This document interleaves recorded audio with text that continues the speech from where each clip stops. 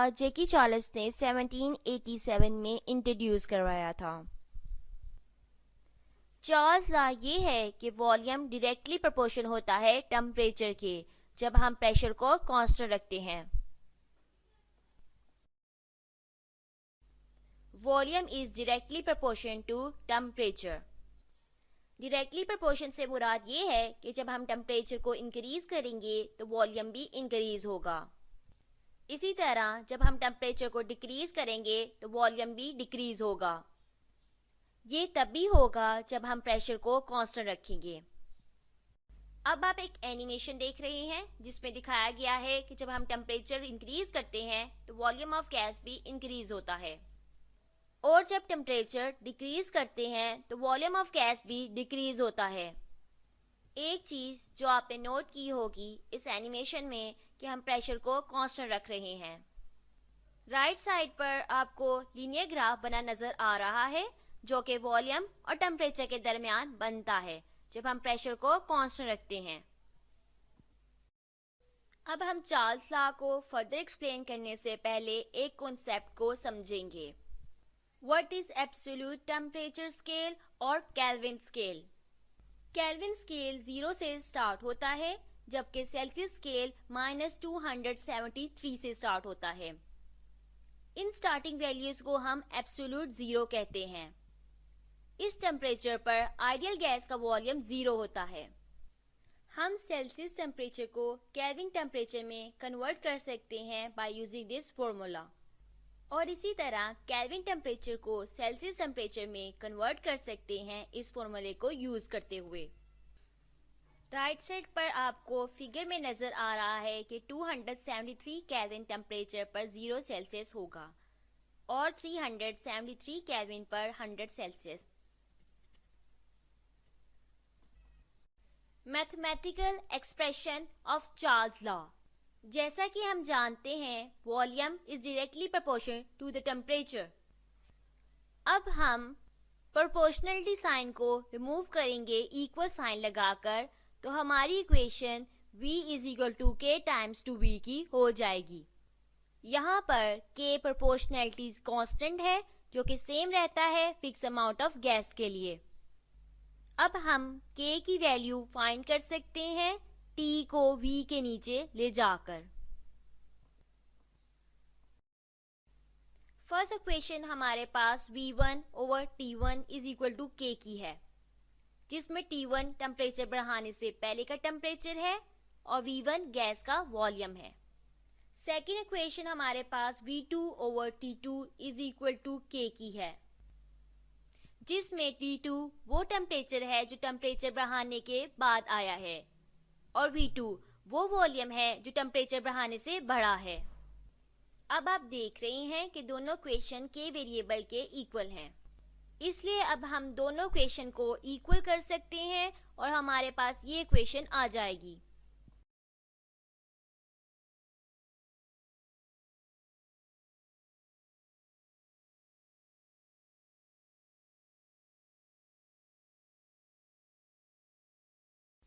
अब हम Charles law को एक एक्सपेरिमेंट से समझते हैं। आपको एक सिलेंडर नजर आ रहा है जिसमें फिक्स अमाउंट ऑफ गैस ली गई है और इसे पिस्टन के जरिए हम क्लोज कर रहे हैं। जैसा कि हम जानते हैं गैस पार्टिकल के दरमियान स्पेसेस होती हैं, जिसकी वजह से गैस पार्टिकल इजीली एक जगह से दूसरी जगह मूव करते हैं।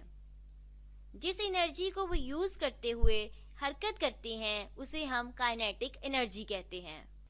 अब आप देख रहे हैं कि रूम टेम्परेचर यानी कि 25 सेल्सियस और 298 केल्विन पर गैस का वॉल्यूम 50 सेंटीमीटर क्यूब है। अब हम बर्नर की मदद से टेम्परेचर को इंक्रीज यानी कि 100 सेल्सियस और 373 केल्विन करेंगे। जब टेम्परेचर इंक्रीज करेंगे तो गैस पार्टिकल की काइनेटिक एनर्जी बढ़ जाएगी, जिससे गैस पार्टिकल बड़ी तेजी के साथ एक दूसरे के साथ टकराएंगे, जिससे सिलेंडर का इंटरनली प्रेशर एक्सटर्नली प्रेशर से बढ़ जाएगा और पिस्टन अपवर्ड मूव करेगी और वॉल्यूम ऑफ गैस भी बढ़ जाएगा यानी कि 62.5। इस एक्सपेरिमेंट से ये साबित होता है कि जैसे जैसे हम टेम्परेचर इंक्रीज करते जाते हैं, वॉल्यूम ऑफ गैस भी इंक्रीज होता जाता है।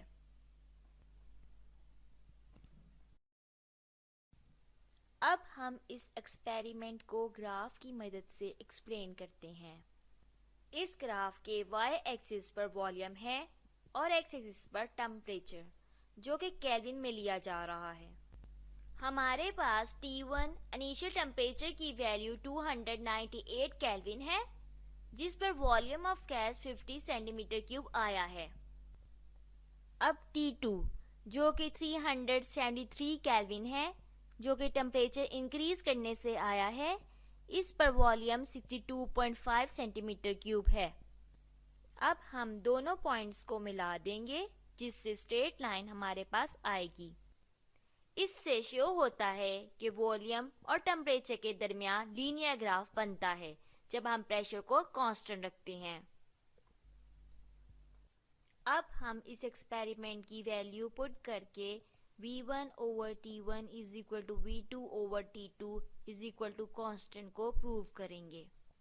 हमेशा हमने सेल्सियस टेम्परेचर को केल्विन टेम्परेचर में कन्वर्ट करना है by using this formula K is equal to C plus 273। अब हम T1 टेम्परेचर को सेल्सियस से केल्विन टेम्परेचर में कन्वर्ट करेंगे, जिससे हमारी वैल्यू 298 केल्विन आएगी।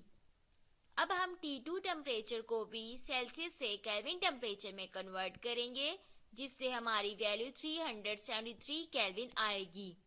अब हम V1, T1, V2 और T2 की वैल्यू को पुट करेंगे। जब हम इसे सॉल्व करेंगे तो लेफ्ट साइड का रिजल्ट राइट साइड के रिजल्ट से सेम आएगा, यानी कि 0.16। इससे प्रूव हुआ कि V1 over T1 is equal to V2 over T2।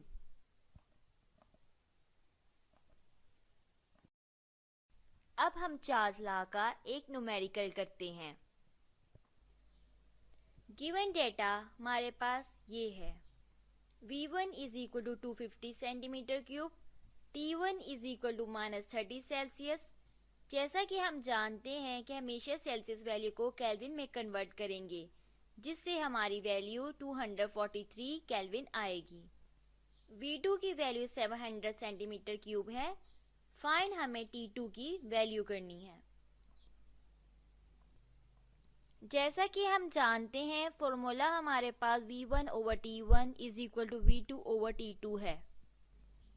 अब हम T2 की वैल्यू फाइंड कर सकते हैं T2 को लेफ्ट साइड पर ले जाकर। जैसा कि हम जानते हैं जो वैल्यू डिवाइड हो रही होती है वो दूसरी साइड पर जाकर मल्टीप्लाई होती है। इसी तरह जो वैल्यू मल्टीप्लाई हो रही होती है वो दूसरी साइड पर जाकर डिवाइड होती है।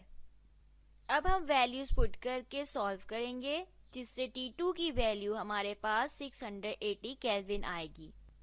इस न्यूमेरिकल से ये रिजल्ट निकलता है कि वॉल्यूम इंक्रीज करने से टेम्परेचर भी इंक्रीज होता है। अब हम कुछ चार्ल्स लॉ की कुछ एग्जाम्पल्स को डिस्कस करेंगे। अब हम एक बलून लेंगे जिसे हम बर्फ वाले पानी पर रख रहे हैं। जैसा कि हम जानते हैं बर्फ वाले पानी का टेम्परेचर लो होता है, जिसकी वजह से बलून का वॉल्यूम भी डिक्रीज हो जाएगा। अब हम वही बलून बॉइलिंग वाटर पर रखेंगे। जैसा कि हम जानते हैं बॉइलिंग वाटर का टेम्परेचर हाई होता है। टेम्परेचर इंक्रीज होने से गैस मॉलिक्यूल बहुत तेजी से एक दूसरे के साथ टकराएंगे, जिसकी वजह से बलून का वॉल्यूम बढ़ जाएगा।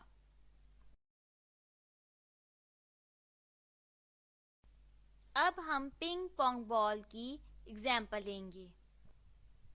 आप जब टेबल टेनिस खेलते हैं तो कभी कभार आपकी पिंग पोंग बॉल में दब पड़ जाती है। इसे जब हम बॉइलिंग वाटर में रखते हैं तो बॉल के अंदर के गैस मॉलिक्यूल एक दूसरे के साथ टकराते हैं, जिससे इंटरनली प्रेशर ज़्यादा होता है और बॉल बिल्कुल राउंड शेप में हो जाती है।